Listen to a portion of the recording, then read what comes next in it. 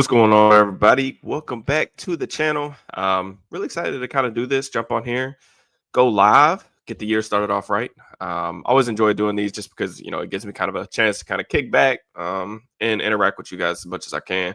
Hopefully everyone enjoyed the holidays. We've gotten some decent, maybe, sort of, college football games to kind of watch. In the meantime, with the Steelers kind of on break, hope everyone had a good Christmas and getting their New Year's resolutions in gear. I know that's a top priority of mine as well. Just want to say real quick, thank you guys for rocking with me throughout 2024. Let's try to make 2025 the best one yet. If you could, still waiting on people to kind of jump in here. We'll see who all joins us. But if you could, just in the meantime, just like the video, subscribe to the channel, hit that bell, drop me a comment. All this stuff's greatly appreciated on my end. Also, if you're in here live, you can go ahead and drop your questions. If you have any Steelers, NFL draft, NFL related stuff, really anything that you guys want to talk about, I'm here. Let's talk some ball. Planning on staying around probably like 30 minutes or so before I got some stuff I got to get to before I head to work. But I appreciate you guys tapping in with me. See a lot of good questions coming in already.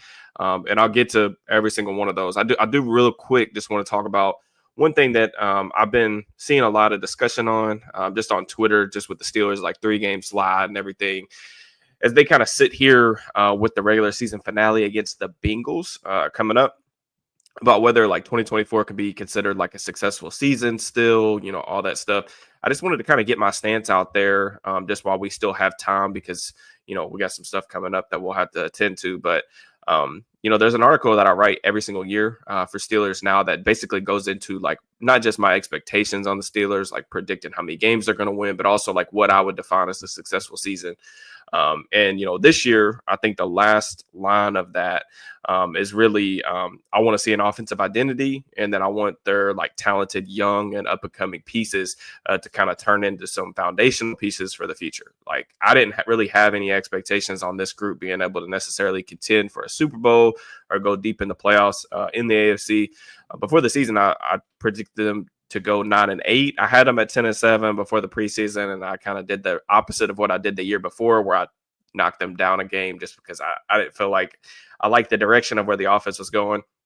And the offense, for the most part, has looked about like I kind of thought it would, with the exception of I was kind of hoping for more of an upwards trajectory at the end of the season than kind of what we've gotten, which has kind of been the inverse. But to me, I think the degree of which the development of the young players has taken off hasn't been what I wanted, but I think there are also like reasons for that, right? Like Troy Fautanu, a guy that I was really high on coming out of the draft. They get him to fall into their laps. You guys remember, if you guys were around, like for the draft streams and everything else, I was super excited about that. And I still am excited about Fautanu.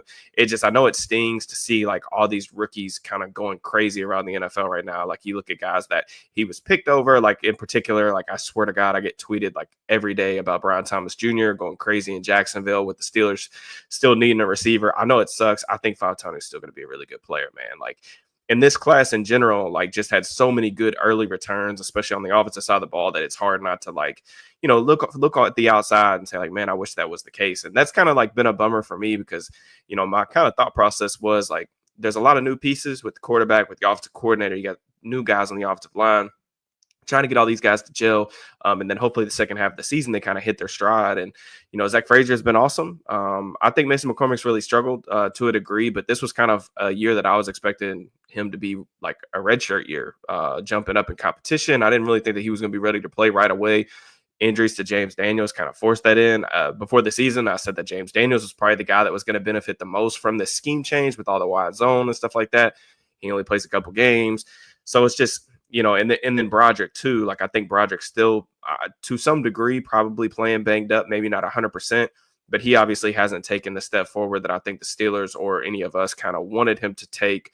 I think he's like one of like 2 tackles or something like that that's allowed like double-digit sacks this season. So I think, maybe not the development of the young pieces that I wanted. That being said, I do feel like George Pickens on the field has been a good development. Like I think he's a better player now than he was a year ago. So that's a good thing. I think Pat Freiermuth and Darnell Washington, both like good buildable pieces on the offense. They still got things that they need. obviously that we'll talk a lot about in the offseason. But my answer to that is like, if they do end up beating Cincinnati, they're 2-point underdogs at home this weekend. We'll preview that matchup like we always do. They do beat Cincinnati and then get a really favorable matchup against Houston.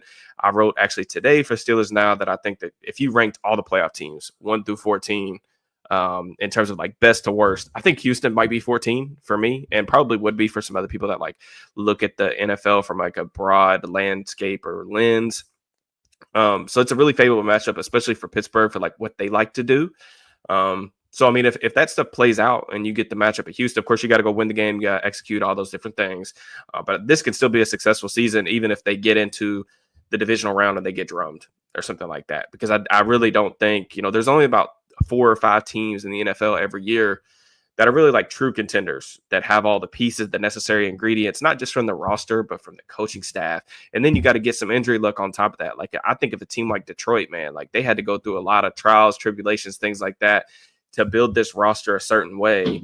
And it's absolutely loaded. Like they're ready. They have all the necessary pieces around a really solid quarterback in Jared Goff. Their coaching staff is like top tier. Ben Johnson, Aaron Glenn, those guys are going to get head coaching jobs this offseason.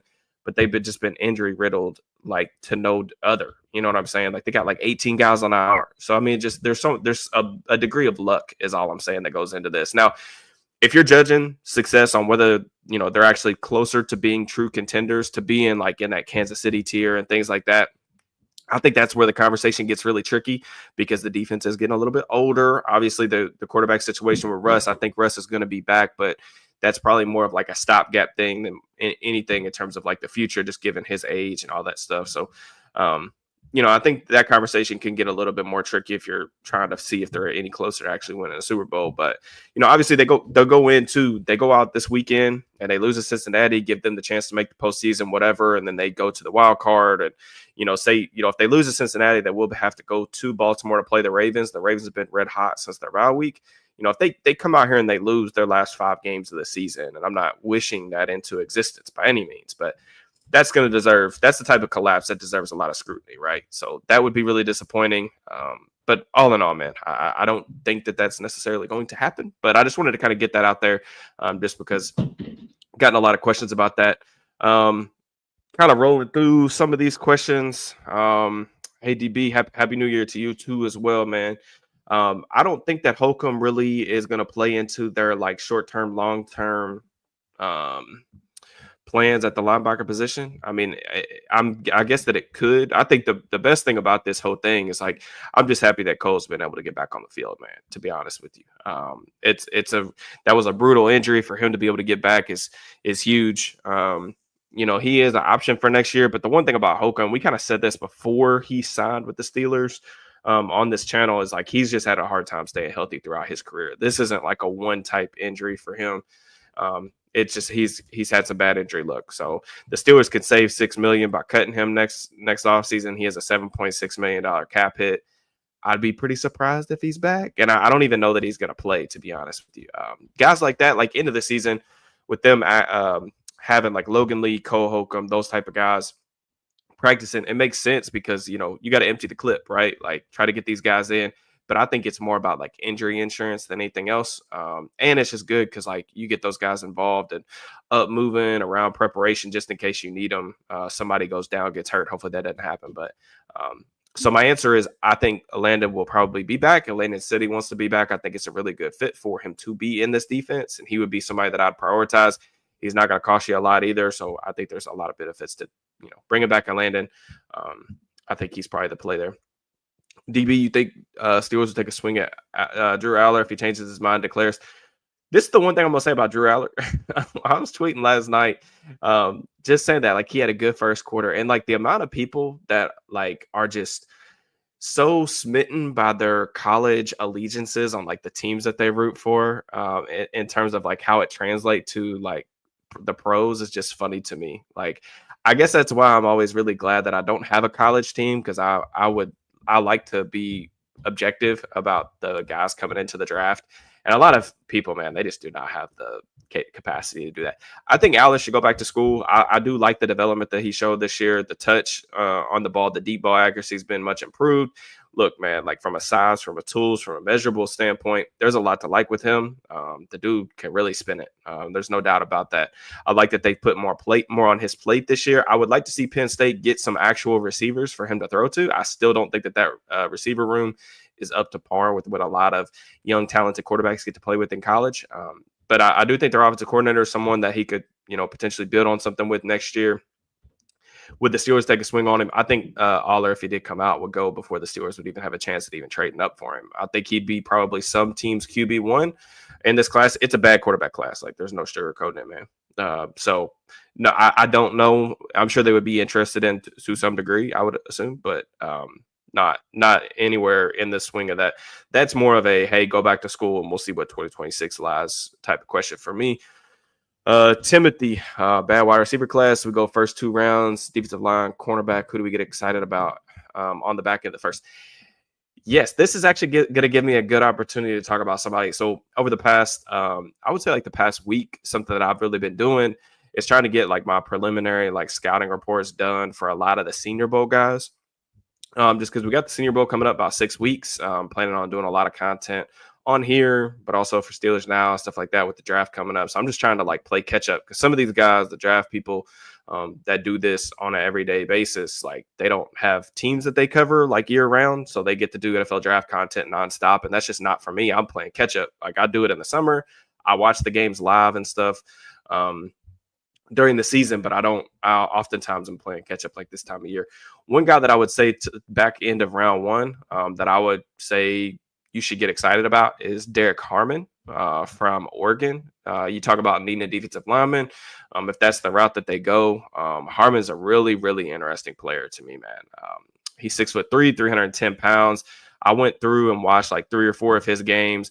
I mean, in terms of like a physical profile, he offers a lot that you can really get excited about. This dude can really jump off the ball.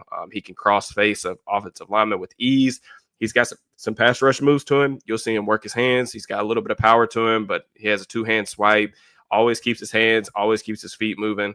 I do think, too, like his bull rush is really exciting. Like when he plays with good pad level, there are a lot of things that can happen for him that are positive. He gets off blocks. He makes plays in the run game. You look at the numbers, man. Like I think consistency was the thing because this is a transfer from Michigan State.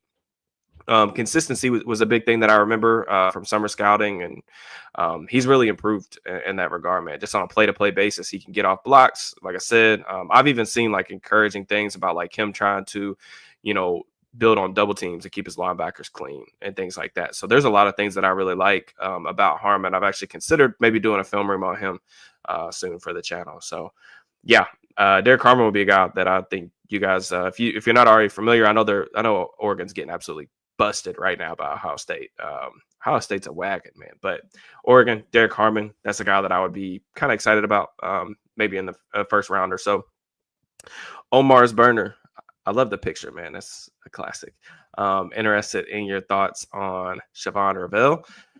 So I haven't gotten to all of Ravel's tape. I did watch a game or 2, I think, before he got hurt this season. Obviously, Ravel is a guy that is going to be, facing an uphill battle just with the injury that he, because I think he tore his ACL, I think about after a month of the season, but he's already declared for the draft. I think the plays that Ravel can make just with his size, speed, length combination is really intriguing to me. Like there will be a lot of scouts that just drool over this guy because I think he's a guy that's probably going to run like in the 4.3s, maybe 4.4 flat, something like that. But he's also 6'3". He's got long arms, at least what it looks like on film. There are plays that he makes on film to where like he's playing off coverage, outside leverage, and he's hanging with like those deep crossing routes over the middle of the field. He had a couple interceptions off those plays.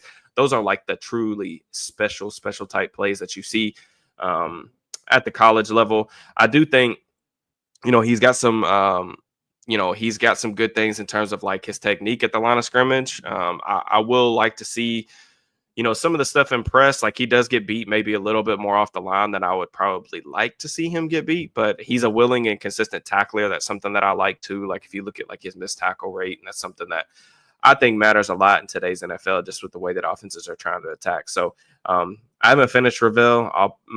Usually my rule is like I got to watch like 3 games of a prospect before I will put a grade on them. I have no idea what Vrabel is going to be, where he's going to go. I assume probably first round, given the talent crop of this draft. Yeah, interesting player. Just kind of sucks that he's not going to be able to do a ton. So, what's going on? What's going on? Like I said, you guys can drop anything you got in the comments. A Ricky White shout out. I did go back and watch Ricky White. Interesting player. One of the things I like about Ricky White is I think he's blocked like 5 kicks or something like that. So he's a guy I think that's going to go a little bit later in the draft, but can probably give you some production. Yeah, we don't need to watch the Ohio State game. They're absolutely drumming Oregon at the moment. I actually just turned it off on the TV because I just don't really care to watch it, honestly. But Ray, trade Minkah for some draft capital to fill some other holes, balance the team. I'd use the money and pick elsewhere. I don't.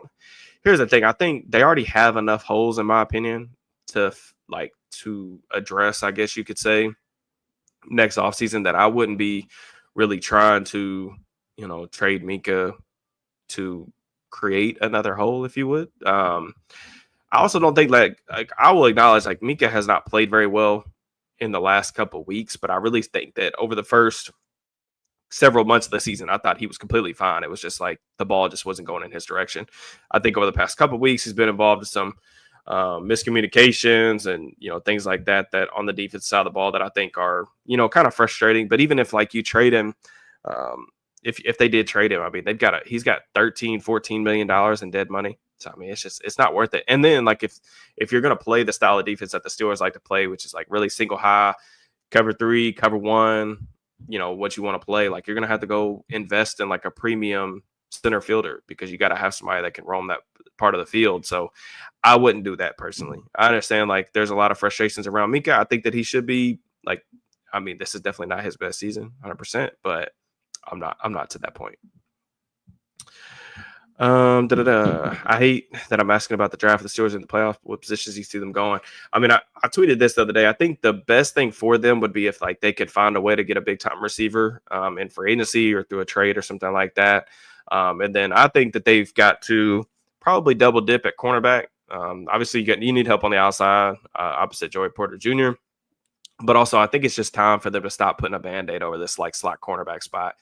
I mean, even with the Steelers being one of the most like base 3-4, 4-3 type heavy defense, they don't go into nickel as much as some of the other teams do. Nickel is still the formation that they're playing, or the personnel grouping that they're playing about 65, 67% of the time, something like that. So that guy's a starter. And like you running out like retreads from other teams or like vets that are like over the hill, like Patrick Peterson, Cam Sutton, Beanie Bishop as an undrafted free agent. I would like to see them at least invest some type of like mid-round draft capital in slot corner. So that would be a position. We already talked a little about defensive line. I do think that they could probably go out in free agency and get like a similar type production profile than what they've been getting from Larry Ogunjobi for the cheap. Running back is going to be a conversation. This is an excellent running back class. I keep trying to shout it from the rooftops. I think a lot of people are in agreement with that, but running back is going to be one. And then, I already mentioned receiver, but I think receiver may be better found. Like, if they can go big game hunting, maybe come out with one of those top names in free agency or whatever, I think that would set them up pretty nicely. So, Matthew,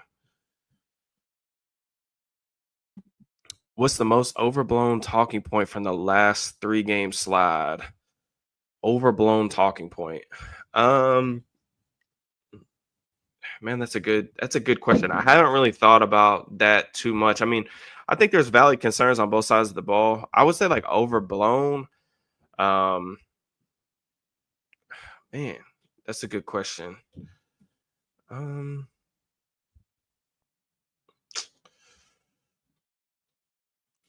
would say maybe that. Here's where I'm at with it. I think the defense obviously has underperformed in terms of like expectations. This is a group that has way too much talent to be like a fringe top 10 defense, in my opinion. Like this needed to be a defense that was inside the top 5. You look at like all the metrics and stuff like that. Like they're 11th in EPA per play. They're 16th in success rate. I think they're like outside the top 10 now on points per drive, stuff like that. I don't think it's overblown to acknowledge their struggles, especially like with how much money is on that side of the ball. I just want people to understand that like a lot of the things that they're struggling with defensively are due to their own mistakes and like self-inflicted wounds. I did a film room for the channel members on here going over like the 3 things that they really need to, kind of clean up. And really it goes back to like the Chiefs game. You got people like blowing coverage assignments, being out of position, trying to play hero ball. They've had a lot of issues like communicating on like motion, stacks, bunches, things like that. They're just turning way too many receivers loose in the secondary. So I mean, those things are like correctable. Like you shouldn't be seeing those types of mistakes at this time in the season, but at the same time, like they are correctable. There's more talent. I think the thing is, I guess my thing is like I think a lot of people are saying like, oh, like look at the cornerback talent, and obviously they need cornerback help, 100%. It will be something I'll talk about ad nauseum. But they didn't get lit up by the Chiefs because Corey Trice was out there. They didn't get lit up by the Chiefs because James Pierre was out there. Like they got lit up by the Chiefs because Reed had some good tendency breakers. He had some really good plays drawn up for the type of coverages that they were getting. They got the ball out super quick. They only had 17% pressure rate because Mahomes was getting the ball out in 2.3 seconds. And then they busted a bunch of assignments, man. It's really as simple as that. So, obviously I want them to continue to add talent, but this isn't a bad defense. They're capable of playing much better than they played. Maybe not to hit the ceiling that I envisioned for them and a lot of you guys envisioned for them. But they're capable of that. How do you feel about Notre Dame's Benjamin Morrison? Do you think he'll be range? Yes, I do, but I've actually I only watched like a game, I think, of Morrison before he got hurt. But it seems like the consensus around Morrison that I've seen on like Twitter from like people that I converse with on a daily or weekly basis is that he didn't have a very good season. So I'm interested to see the tape on him. I haven't watched Morrison though yet, so I will check back with you on that. I did like him over summer, but like some of the big name like draft media guys, I think want to say that Dane Brugler left him outside his top 50. So a lot of the plugged in guys that are usually pretty in line with like how the league feels about these players seem to be lower on him. So I'm interested to see what the film. I'm not going to let that like persuade me from feeling one way or another about him. So who are we currently moving on from? That's a rookie deal, man. Holy crap, I'm behind on these questions. I'm sorry, guys. I'm getting to everything. Who are we currently moving on from? That's a rookie deal. Broad, Pickens. If so, would they be traded before the draft? I wouldn't move on from Broderick necessarily. I do think it's going to be tough if like you plan on going into next season with like Broderick at right tackle and then like say like McCormick at right guard, just because I think you're really shooting for like 2 guys to take substantial jumps forward. And like when you're a team that really needs to dominate in the trenches, I think it's a tall task, to be honest with you. And Broderick's not going to fetch you anything in a trade like with that. Now Pickens is a different story. I don't have really a ton to comment on that right now. If they feel like he's a guy that they want to invest in and build around, I would be for that. I have no idea how the organization feels about that. I think we will get a good feeling on that if he's extended in the offseason or not. So we'll see what happens with that. How did Surtain jump TJ in odds after Chase had? Chase only had like 3 catches, I think, for like 20-something yards on Surtain. They were really just attacking the heck out of Riley Moss, who's had a good season. It's just the other guys, especially Higgins, just kept dunking on him. So to me, Surtain would have my Defensive Player of the Year vote. It's not a great year for Defensive Player of the Year. I even think like Surtain got off to a little bit of a slow start. I think he had multiple penalties in a couple games early this season, but he's been pretty fantastic. I think that he plays a huge role in that defense. They asked him to play man-to-man across the board. Denver's defense has been good all year long, and they're going to make the playoffs as a team that I didn't expect to make it. So Surtain would be my Defensive Player of the Year, but it's a really weak year for the award overall. I mean, a lot of like your heavy, like high sack guys, Myles Garrett, Hendrickson, Watt's numbers are like pretty much like a career lows across the board. But Watt or Garrett and Hendrickson, like those guys are playing on really bad defenses and like not lottery teams, so not going to get consideration for that award. So, and then you've got like the Vikings guys, Van Ginkel, Grenard, some of their production is definitely like scheme based. They've had really strong years, but they're almost like competing with one another for the award. So yeah, I don't. That's probably how. I still think TJ's got a decent shot to win it though. No, you're good, Ted. I would play Fautanu at tackle, specifically left tackle. That's just my opinion. I do think he could play all 5 positions, but I'd play him at left tackle, and I'd play him at left tackle starting next year. What are your thoughts on team hiring to play Flores role on both sides of the ball? I mean, I think the Steelers have a really small group of coaching staff, like members. One of the smallest coaching staffs I think in the league. So I mean, I think anytime like you can add guys with outside perspective could be a really good thing. I don't know who you would envision putting in that role. I think the Flores thing was obviously a really unique situation with things that he had going on with the league. That was obviously going to be a short-term marriage between the two sides. I think maybe it worked out. I think it was decent for both sides. Brian's doing great. Steelers, have moved on. Don't really have a ton on that. But yeah, I mean, depending on who it is, I'll be good with that for sure. I think the coaching staff was supposed to be wide receiver 2. So Josh, kind of like just to reiterate some of my thoughts on Roman before the draft and then on draft night is that and there's a film room on Roman Wilson on the channel. So if you want to go back and watch that, if you just go to my channel and like search Roman Wilson, that's still up. So if you want like detailed thoughts on like all this stuff that I'm about to say, but I think Roman to me is like a wide receiver. Like I kind of thought that he was more of like a wide receiver 3 type, and like the archetype of player that I thought he'd be is like a speed slot. So I actually think that he was drafted to do a lot of the stuff that Calvin's doing right now.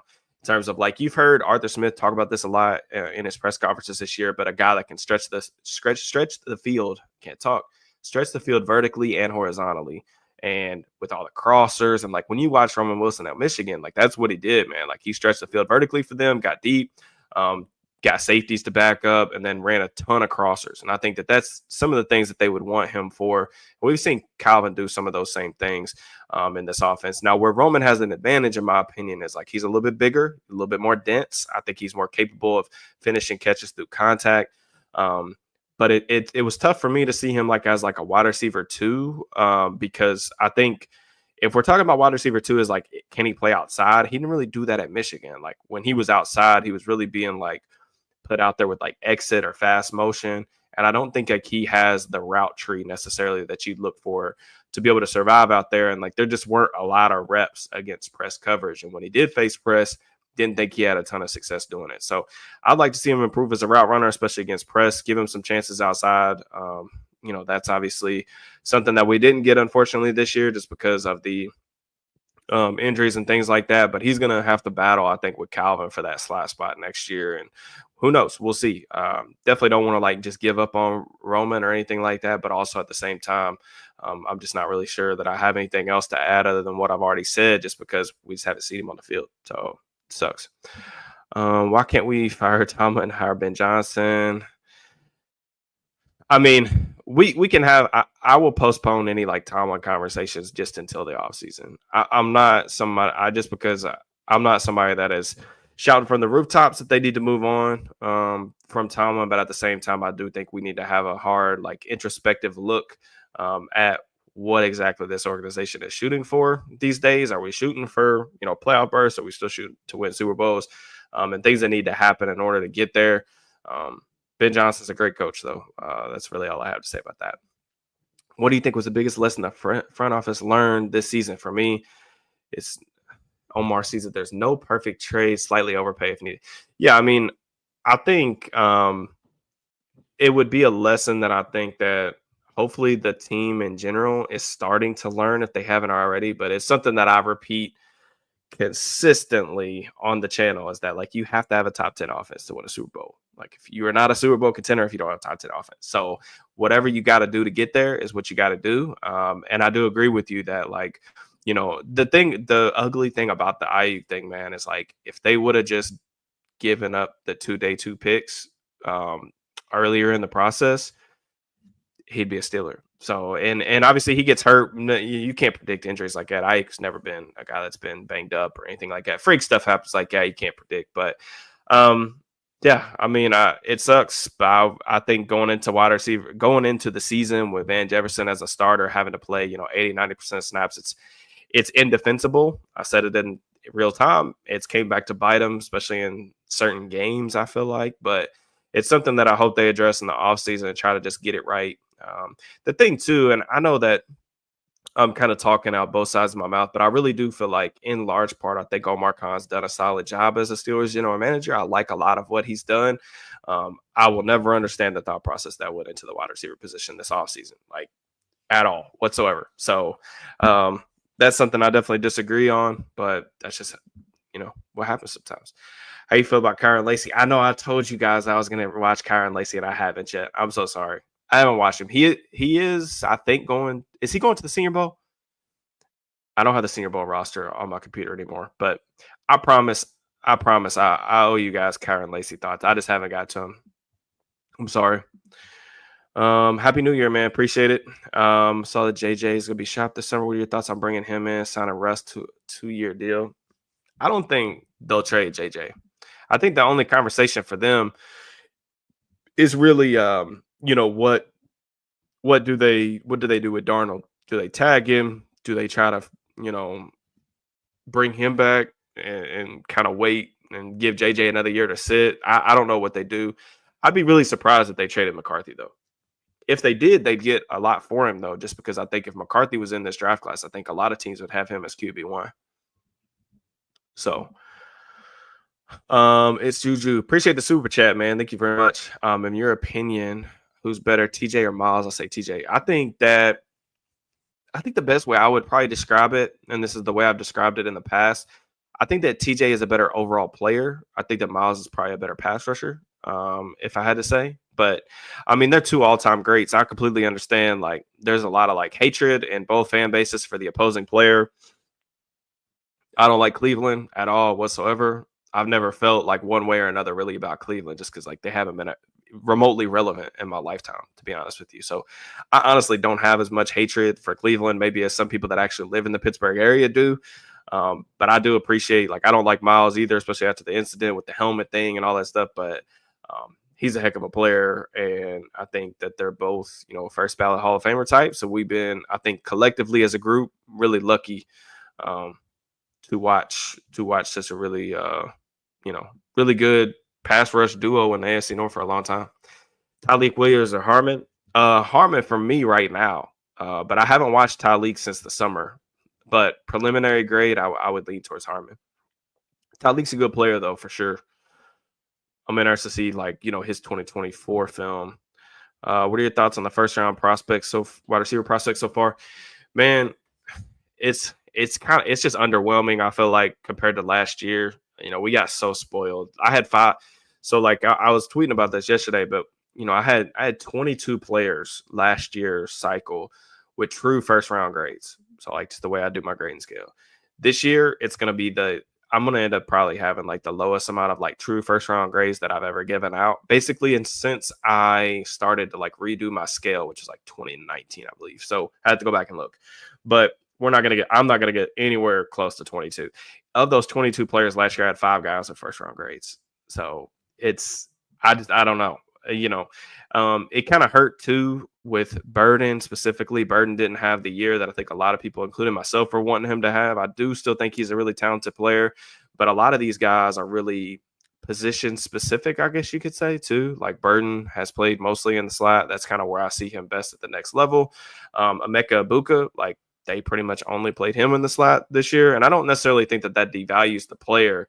I don't know that any of these guys have the top tier traits necessarily that last year's class have. Tetro McMillan seems like he's going to go inside the top 10. And I even have probably some questions more than most about how his game is going to translate. So, even a guy like Isaiah Bond from Texas, he didn't have the year that I thought he was going to have in that offense. So it's a little bit underwhelming, to be honest, but I'm excited to talk about him. There's still a lot of guys that I like. I'm still intrigued by Alec Manor from Stanford. I was really happy to see him declare. I think that he will be somebody that the Steelers are going to be interested in. So, yeah, that's what we got.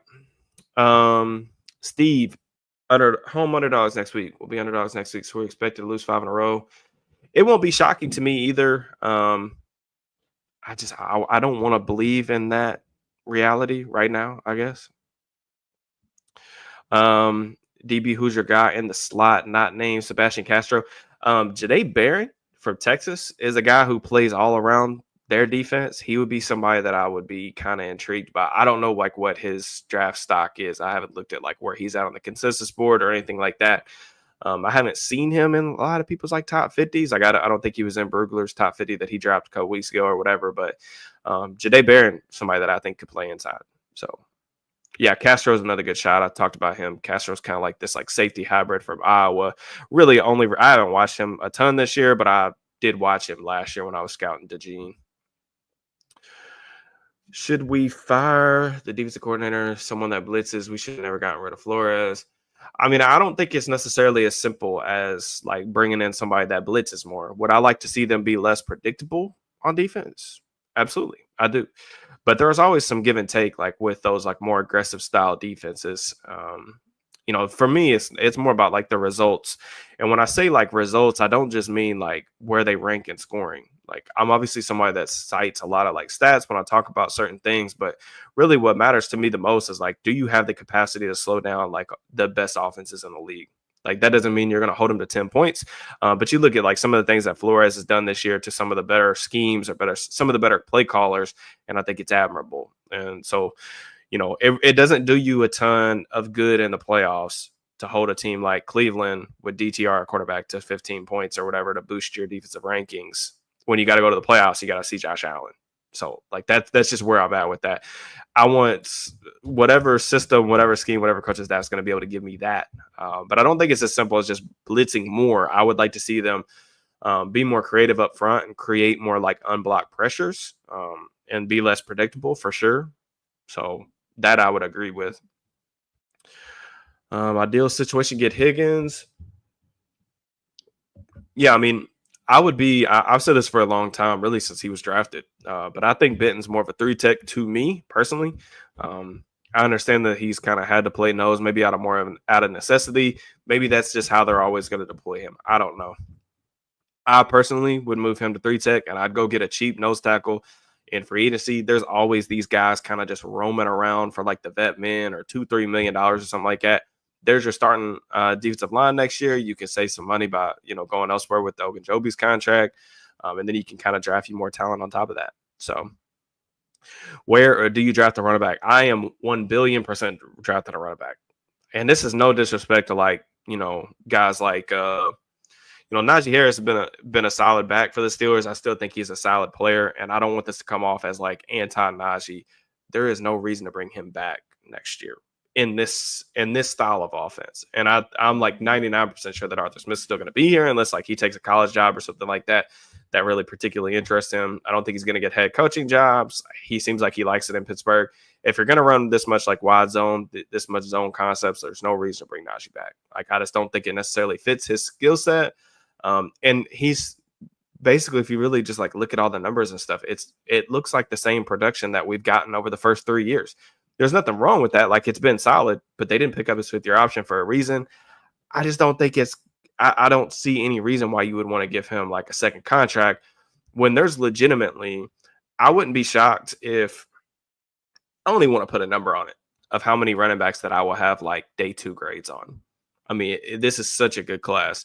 I've obviously done film rooms on the channel for the channel members for Caleb Johnson from Iowa. That's a guy that I'm a big fan of. So if you guys want some early draft content, the channel membership link is in the description of the video. So I've already done Caleb Johnson. I was tweeting a little bit earlier today about Nick Singleton from Penn State. I think he's a good fit for like if you're wanting to run like heavy outside zone, heavy wide zone system. But there's a lot of other guys. I mean, this running back class is absolutely talented for sure. I would say true to an extent, especially because I think the numbers bear that out, and I think you can see where some of that gets exposed against some of the better offenses, some of the better play callers. If you take running back, it has to be Ashton Jeanty in the first round. Jeanty's a special player, man. Going back to the summer, he was, I think I wrote about this. I don't know, it was like a couple weeks before training camp. I wrote about the running back class, and yeah, I came away with it as Genty as like my preliminary running back one, and he's only like improved his grade for me. Like I've really enjoyed watching him play this year. I know they got kind of bounced out a little bit last night against Penn State. Penn State did a really good job controlling the line of scrimmage, but Genty, like the contact balance is absolutely absurd, man. He is over 100, well over 100 missed tackles forced. I think he averaged, I texted my buddy this a day or two ago, but I think he's averaging like 5.3 yards after contact this season. I mean, that's freaking absurd. Like it's by far the most in the nation. So yeah, pretty awesome. It's tough to say, man. Like I would say either one, both should be on the table. Really just depends. It's kind of hard. I don't like drafting specifically for one position or one player. I think it's always, best. I say it all the time, but you draft the best player available at a position of need. Both those are positions of need. So my answer to that will be whichever corner or receiver that I have ranked highest on my board when we get into April. So I think you could go either way for sure. Yeah, I mean, he's a pretty special back, man, for sure. Ray said Higgins just scares me for $30 million a year. Yeah, I mean that's always the thing with him, man. It's like he's always banged up. Always, he's gonna miss 4 to 5 years every year, and like that is the tough conversation. And perhaps maybe that is why Cincinnati drugged their feet a little bit on signing him. It's just because there's always that element of like the soft tissue injuries. So you know what you're getting yourself into. Like that's the thing with Higgins. If you go out and sign him to a 3 or 4 year deal for 28, 29 million or on the every year or whatever, you better be under the impression that you're only going to get him for 12 to 13 years or 12 to 13 games per season, because that's what he's been. And he's so talented. I mean, you guys, Riley Moss is a good corner. Like he's legitimately played really well, really good ball for the Broncos, and he was coming back from injury. Higgins looked like he didn't even belong on the same field as him the other night. So yeah, Higgins is absolutely a monster, wide receiver, one caliber player for sure. It's just you got to understand, like that's what you're getting. So yeah, I do think he'll probably be gone before the Steelers pick, but I mean, we don't really know where the Steelers are going to be picking. I mean, they could theoretically, I guess, be picking like 21st or something like that, or they could be picking 5, 6, 7 spots after that. Who knows? So, what's good, brother? How we doing? If you guys could, so we got a decent amount of people in here now. I am only going to stream for probably about 8 more minutes. Then I got to hop off here. I'll try to speed run through the rest of these comments. So if you've got comments or questions or anything like that, drop them in the chat.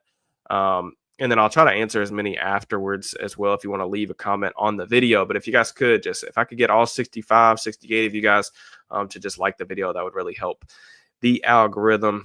I appreciate it. I think Vrabel is going to get a coaching job somewhere. I don't know if it's a head coaching job, but I think he's going to take some type of bigger role somewhere, either at the college level or at the pro level. What's good, brother? Appreciate you tapping in with me.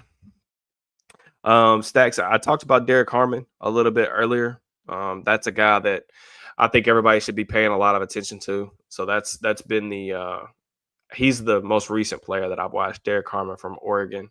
I'm excited about him. Maybe I'll try to tweet out some more clips or something like that for those of you guys who have Twitter.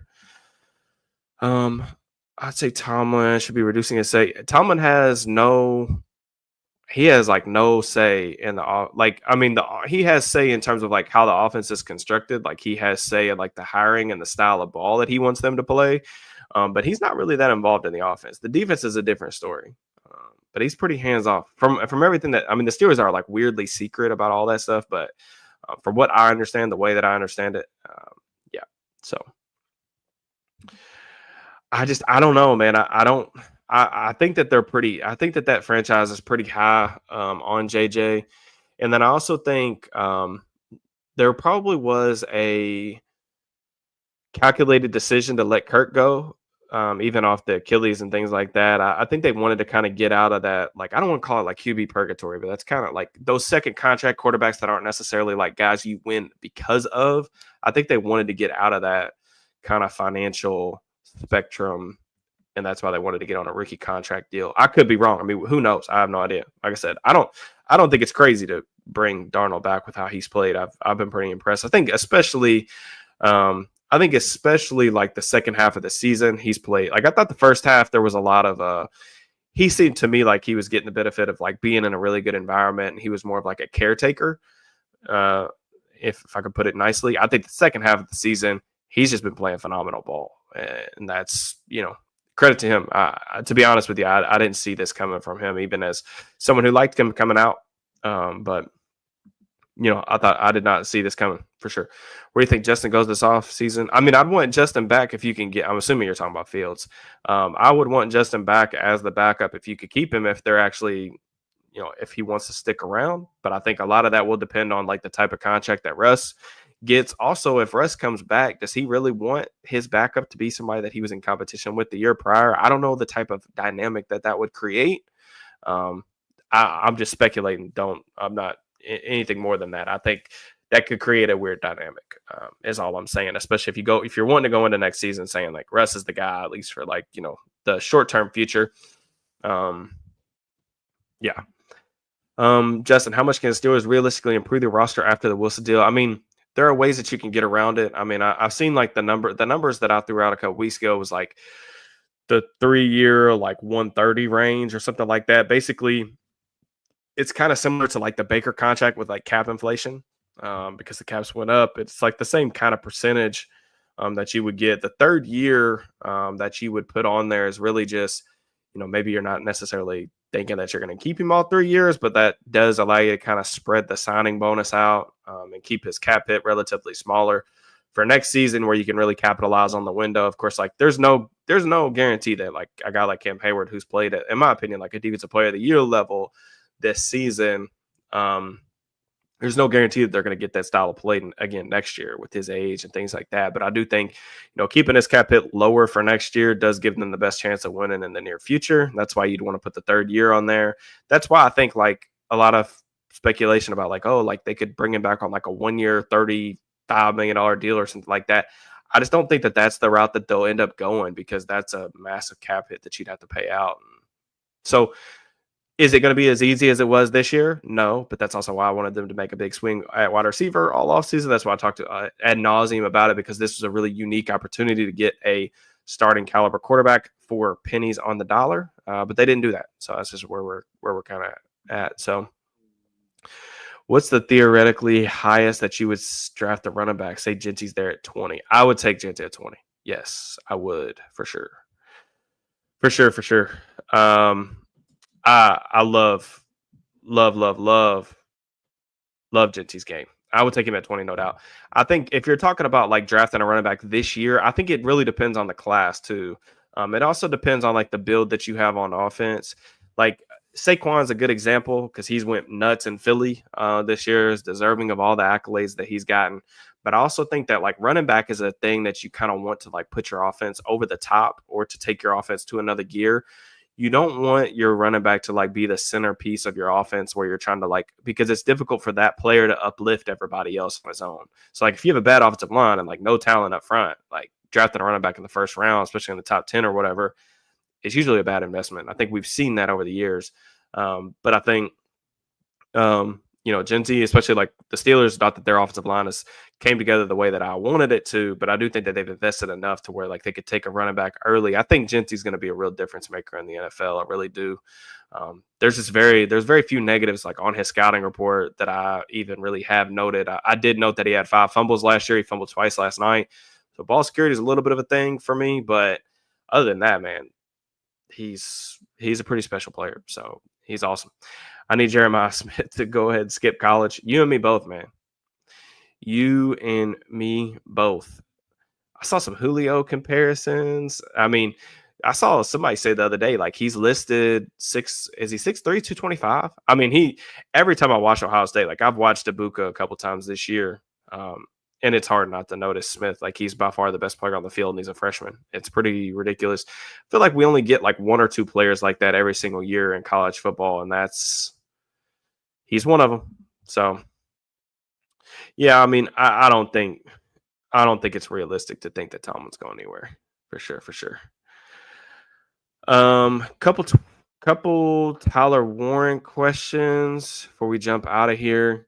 No, I don't think that Tyler Warren is going to be in play for the Steelers. I'm sure they'll like him, but Warren's a really good player, man. And he hit a nice game last night. I'm optimistic about the type of M-line blocker he is. I think he's a functional run blocker already, which a lot of guys coming out of college are not. I love the contested catch ability. I think he's really hard to tackle after the catch. He's physical. A lot of good things. I don't think he's like a special like straight line speed athlete for the position. Those type of guys that typically go in the first round, especially early. But he's a really good player overall. I think he's going to be a complete tight end, somebody that can impact in both phases of the game, like really from day one. So, but the Steelers have so much invested in there. Pat's on a big time contract now. Got Darnell Washington to handle the blocking duties. He was a third round pick. I just don't see. I think Warren's going to be a first rounder in this class. So, I've already talked a little about the running back stuff quite a bit. I think you got to get a running back that's comfortable in this type of system, like heavy wide zone, things like that. But I don't think Patterson's going to be back. I mean, like you look at like the kick return numbers and stuff like that. He's dead last in like kick return average, I think, this year. It makes no sense to bring him back next year. So that's just kind of where I'm at with it. So if you could sell idea, this is something like I understand the question for sure. I just don't. I have no idea, man, about like what Russ kind of wants with that. I don't know. I don't know what his motives are, what his motivation is. I rarely ever talk about like players taking less just because I'm just not an advocate for it. I'm an advocate for everybody doing the absolute best that they can for themselves and their families. So as much as I think that could help the Steelers if he took a little bit less, that'd be good. He would deserve praise in my book for doing that, for taking a team-friendly contract. But I'm not going to be necessarily one to like advocate for it or anything like that. So let's see. Are we talking about Jeremiah Smith? He's Richard Sherman's cousin? Is he really? I need somebody to confirm me that because I'm curious now. I do think Pat's gotten better as a blocker. I don't think he's nearly as bad as like a lot of people, or even I thought he was like earlier in his career. But they also don't ask him to do as much as a guy like they put more on like Darnell's shoulders than they do with Pat. But I really appreciate you guys tapping in with me. We definitely went over like the amount of time that I was planning on staying on here, but it was fun talking with everybody. Trying to think. So today is Wednesday night. So Friday at some point I'll have the Steelers Bengals preview up on the channel at some point. Don't know what time, but I'll get it up on Friday so that you guys can have some time to digest that. Before the game. Obviously, the Steelers play at 8:00 on Saturday. They will know because of the Baltimore game being at 4. They will know if the division is still like within their grasp. Obviously, they still have a lot to play for, in my opinion, because I think going to Houston's a lot different than having to go to Baltimore, and something that I think is a big difference in terms of the matchup. So that's kind of where I'm at with it. I'm excited about the game. It should be a good one. Steelers are 2-point underdogs right now. That's interesting to me for sure. So. I appreciate you guys tapping in with me just on the way out. If you guys could just like the video, subscribe to the channel. If you're watching this back, please drop me a comment, help get this thing out to as many people as possible. And if you're interested too, like I said, I did a film room on some of the miscommunication stuff, some of the things that need to be cleaned up on the defensive side of the ball. For channel members, you can get that link in the description of the video if you're interested in that. It's like the cost of a small coffee. And now that, I'm done, like December is always a really crazy month for me from a work perspective. So I'll have a little bit more time to get into some draft stuff. We'll be kind of rolling through a lot of draft content too. And we got a lot of interesting stuff. Playoffs coming up. It's like a really fun time of year for me. So I'm really excited about it. So I will holler at you guys soon. Peace and love.